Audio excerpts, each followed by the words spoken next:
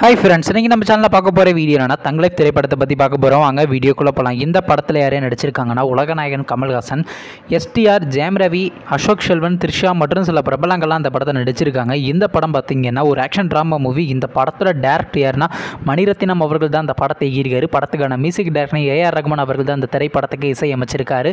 Next பார்த்தீங்கன்னா இந்த படத்துக்கான ஃபர்ஸ்ட் லுக் போஸ்டர்லாம் ரிலீஸ் பண்ணியிருந்தாங்க. அப்புறம் பார்த்தீங்கன்னா இந்த படத்துலேருந்து ஒரு சின்ன கிளிப்ஸ் வீடியோலாம் ரிலீஸ் பண்ணியிருந்தாங்க.